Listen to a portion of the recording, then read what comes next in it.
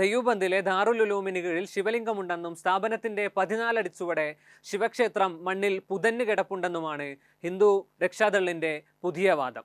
സംഘടനയുടെ പേരിലേക്ക് ഹിന്ദു എന്ന് ചേർത്തു പറയാൻ തന്നെ വിഷമം തോന്നുന്നു. അത് യഥാർത്ഥ വിശ്വാസികളെ സങ്കടത്തിലാക്കും. നട്ടാൽ മുളയ്ക്കാത്ത ഇത്തരം കള്ളങ്ങൾ അടിച്ചിറക്കി അതിനെ ഹൈന്ദവ വിശ്വാസികളോട് ചേർത്ത് പറയുന്നത് തന്നെ എന്തൊരു അക്രമമാണ്. വായ തുറന്നാൽ വർഗീയത മാത്രം പറയുന്നവരാണ് ഇതിനു പിന്നിൽ.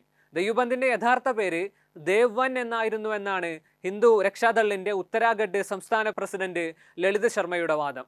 താജ്മഹലിന്റെ യഥാർത്ഥ പേര് തേജോ മഹാലയാണെന്ന് പറഞ്ഞതുപോലുള്ളൊരു അങ്ങേയറ്റത്തെ വിരോധാഭാസം. ചരിത്രം പഠിപ്പിക്കുമ്പോൾ സ്കൂളിന്റെ വരാന്തയിൽ പോലും പോയിട്ടില്ലാത്ത നേതാക്കൾ. ഹിന്ദു രക്ഷാദളിന്റെ നിലവാരം മനസ്സിലാവാൻ ദേശീയ പ്രസിഡന്റ് പിങ്കി ചൗധരിയുടെ കുറച്ച് സംസാരങ്ങൾ തന്നെ കേട്ടാൽ മതിയാകും. വായ തുറന്നാൽ മുസ്ലിം വിരുദ്ധത മാത്രം പറയലാണ് ചൗധരിയുടെ രീതി. ദാറുൽ ഉലൂമിന് കീഴിൽ ശിവലിംഗമുണ്ടെന്ന വാദം സർക്കാരും കോടതിയും മുഖവിലക്കെടുക്കാത്ത സാഹചര്യത്തിൽ എന്ത് തന്നെ സംഭവിച്ചാലും നാളെ ദാറുൽ ഉലൂമിൽ ചെന്ന് ഗംഗാജലം അർപ്പിക്കുമെന്നാണ് പിങ്കി ചൗധരി പറഞ്ഞിരിക്കുന്നത്. അതിനുള്ള ശ്രമമുണ്ടായാൽ തടയുമെന്നാണ് രക്ഷാദളിന്റെ നേതാക്കളെ പോലീസ് അറിയിച്ചിരിക്കുന്നത്. ഗംഗാജലമർപ്പണം നടന്നാലും ഇല്ലെങ്കിലും അവിടെയൊന്നും തീരുന്നതല്ല ഈ വിഷയം. നിലവിൽ ഇന്ത്യയിലെ 12ലേറെ പ്രമുഖ മസ്ജിദുകൾക്ക് നേരെ ഇതുപോലുള്ള അടിസ്ഥാനരഹിതമായ ആരോപണങ്ങൾ നിലനിൽക്കുന്നുണ്ട്. ഏറ്റവും ഒടുവിൽ ബംഗാളിലെ അദീന മസ്ജിദും യുപിയിലെ ദാറുൽ ഉലൂമുമാണ് ലിസ്റ്റിൽ ഇടം പിടിച്ചത്. പച്ചക്കള്ളങ്ങൾ എന്ന് പറഞ്ഞാൽ പോലും മതിയാവാത്ത അത്തരം ആരോപണങ്ങളിലേക്കാണ് ഇന്നത്തെ ഫാക്ട് ആൻഡ് ഫോക്കസ്. പറഞ്ഞു തുടങ്ങുമ്പോൾ ബാബരിയിൽ നിന്ന് തന്നെ ആരംഭിക്കണം. ബാബരി വിഷയം കത്തിക്കയറുന്ന കാലത്ത് നരസിംഹറാവു സർക്കാർ ഒരു നിയമം പ്രാബല്യത്തിൽ കൊണ്ടുവന്നു. Places of worship act 1991. Babri പോലെ ഇനിയൊരു വിഷയം കത്തിക്കയറി പ്രശ്നങ്ങൾ ഉണ്ടാവാതിരിക്കലായിരുന്നു ആക്ടിനു പുറകിലുള്ള ലക്ഷ്യം. പ്രസ്തുത ആക്ടിന്റെ സെക്ഷൻ 4 പ്രകാരം ഇന്ത്യയിലെ ഏത് ആരാധനാലയത്തിന്റെയും മതപരമായ സ്വഭാവം 1945 ഓഗസ്റ്റ് 15 ശേഷം ഉണ്ടായിരുന്നത് പോലെ തന്നെ തുടരാമെന്നാണ് നിയമം. ബാബരിയെ ഇതിൽ നിന്നും സർക്കാർ പ്രത്യേക സെക്ഷനിലൂടെ ഒഴിവാക്കുകയായിരുന്നു. എന്നാൽ ബാബരി വിധി വന്നപ്പോൾ മുഴങ്ങിക്കേട്ടൊരു മുദ്രാവാക്യമുണ്ട്. VHPയുടെയും ബജ്രംഗ് ദളിന്റെയും ഒക്കെ അണികൾ സന്തോഷവും ദേഷ്യവും കലർത്തി ഏറ്റുവിളിച്ചൊരു മുദ്രാവാക്യം. അയോധ്യ തോപ്പസ് ജാൻകി ഹേ, കാശി മധുര അബി ബാക്കി ഹേ. അയോധ്യ വെറുമൊരു സൂചന മാത്രം, കാശിയും മധുരയും ഇനിയും ബാക്കിയുണ്ടെന്നർത്ഥം. അതിന് തടസ്സമായി നിന്നത് പ്ലേസസ് ഓഫ് വേർഷിപ്പ് ആക്ടിന്റെ സെക്ഷൻ 4 ആയിരുന്നു. പുതിയ വാദങ്ങളുമായി കോടതിയിലെത്തുമ്പോൾ ഈ സെക്ഷൻ അവർക്ക് വിലങ്ങുതടിയായി നിന്നു. വൈകിയില്ല. സെക്ഷനെതിരെ എന്നല്ല, ആക്ടിനെതിരെ തന്നെ പെറ്റീഷനുകൾ നിരവധി സുപ്രീം കോടതിയിൽ ഫയൽ ചെയ്യപ്പെട്ടു. 2020 തുടക്കം. പ്ലേസസ് ഓഫ് വേർഷിപ്പ് ആക്ട് ഭരണഘടനാ വിരുദ്ധമാണെന്ന് വാദിച്ച് BJP RSS നേതാക്കന്മാരും തീവ്ര സംഘടനകളും കോടതിയിലെത്തി. നാളിതുവരെയും അതിൽ വിധി വന്നിട്ടില്ല. കേസ് സുപ്രീം കോടതി ബെഞ്ചിന്റെ പരിഗണനയിലാണ്. കേസ് പരിഗണനയിൽ കിടക്കുമ്പോഴും സംഘപരിവാർ ബാക്കിയുള്ള മസ്ജിദുകളെ ഉന്നം വയ്ക്കുന്നത് അവസാനിപ്പിച്ചില്ല. ഉത്തർപ്രദേശിലെ സംബൽ മസ്ജിദിനെ ചൊല്ലി വീണ്ടും സംഘർഷ സാഹചര്യം ഉയർന്നപ്പോൾ സുപ്രീം കോടതി തന്നെ നേരിട്ട് വിഷയത്തിൽ ഇടപെട്ടു. പ്ലേസസ് ഓഫ് വേർഷിപ്പ് ആക്ടിന്റെ ഭരണഘടനാ സാധുത തീരുമാനമാകും വരെ കീഴ്ക്കോടതികളിൽ ആരാധനാലയങ്ങളുടെ സ്വഭാവത്തിലുള്ള തർക്കവുമായി ബന്ധപ്പെട്ടുള്ള കേസുകൾ സ്വീകരിക്കുന്നത് സുപ്രീം കോടതി സ്റ്റേ ചെയ്തു. ആക്ട് തന്നെ എടുത്തുകളയാൻ നടന്നവർക്ക് നല്ല ഒന്നൊന്നര ഇരുട്ടടി. അതിനുശേഷം സംഘപരിവാറിന്റെ ഒത്തിരി കരച്ചിലുകൾ നടന്നു.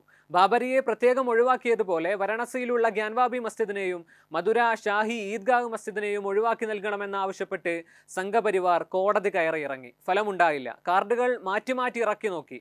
മസ്ജിദുകളിൽ സ്ട്രക്ചറൽ സർവേ എങ്കിലും നടത്താൻ അനുവദിച്ചുകൂടെ എന്ന ആവശ്യവുമായി വിഷ്ണു ശങ്കർ ജെയിനും ഹരിശങ്കർ ജെയിനും അശ്വനി കുമാർ ഉപാധ്യായുമെല്ലാം കോടതി കയറി ഇറങ്ങി. സുപ്രീം കോടതി ശക്തമായ ഭാഷയിൽ അവരെ താക്കീത് ചെയ്തു വിട്ടു. അതാണ് ഈ വാദങ്ങൾക്കെല്ലാം പുറകിലുള്ള അടിസ്ഥാന പരിസരങ്ങൾ.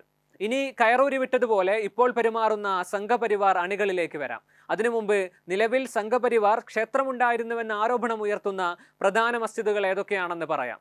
പ്രധാനപ്പെട്ട 8 ആരോപണങ്ങളും UPയിൽ നിലനിൽക്കുന്ന മസ്ജിദുകളിലാണ്.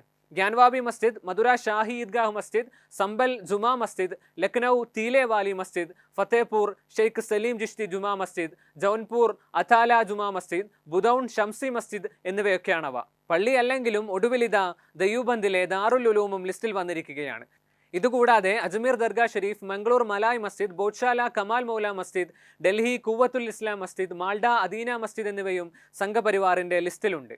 കോടതിയുടെ താക്കീതും പോലീസ് നടപടികളുമൊക്കെ സംഘപരിവാറിന് എന്നോ ഉണ്ടയില്ലാത്തൊക്കായി മാറിയിരിക്കുകയാണ്.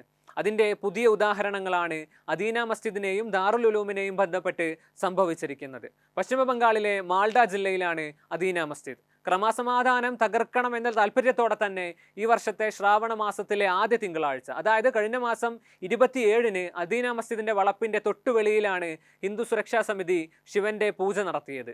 അടുത്ത വർഷം കോടതി സമ്മതിച്ചാലും ഇല്ലെങ്കിലും മസ്ജിദ് വളപ്പിനുള്ളിൽ തന്നെ ഞങ്ങൾ പൂജ നടത്തുമെന്നാണ് ഹിന്ദു സുരക്ഷാ സമിതി പശ്ചിമ ബംഗാൾ സംസ്ഥാന സെക്രട്ടറി അഭിജിത്ത് ദാസ് പ്രഖ്യാപിച്ചിരിക്കുന്നത്.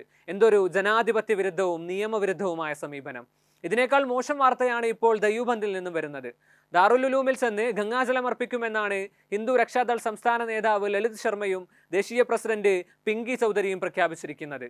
ഇതൊക്കെ നടക്കുമോ ഇല്ലയോ എന്നതല്ല വിഷയം. ഇന്ത്യയിലെ ഏറ്റവും പരമോന്നത കോടതി തന്നെ ശക്തമായ ഭാഷയിൽ താക്കീത് ചെയ്തിട്ടും വ്യക്തമായൊരു നിയമം ഇതിനെതിരെയുണ്ടായിട്ടും പോലീസിനെയും സർക്കാരിനെയും വകവയ്ക്കാതെ ഈ രീതിയിലുള്ള ആഹ്വാനങ്ങൾ നടത്താനും പ്രചരിപ്പിക്കാനും വേണ്ടി വന്നാൽ പ്രവർത്തിക്കാനും ഹിന്ദു സുരക്ഷാ സമിതിക്കും ഹിന്ദു രക്ഷാദളിനും എവിടെ നിന്നാണ് ധൈര്യം ലഭിക്കുന്നത്? അതാണ് ഇവിടെ വിഷയം. ക്രമസമാധാനം തകർക്കാനും മതസൗഹാർദ്ദത്തെ വെട്ടിക്കീറാനും മാത്രം വാതുറയ്ക്കുന്ന ഈ സംഘടനകളുടെ വായ ആര് മൂടിക്കെട്ടും? ആരിവർക്ക് വിലങ്ങിടും? അത് ചെയ്യേണ്ടത് അതത് സംസ്ഥാനങ്ങളിലെ കോടതികളും ഭരണകൂടവും പോലീസുമാണ്. അത് ചെയ്തില്ലെങ്കിൽ ജനാധിപത്യ വിശ്വാസികൾ ആരും ഇവരോട് പൊറുക്കില്ല. നിങ്ങളോടും തീർച്ച.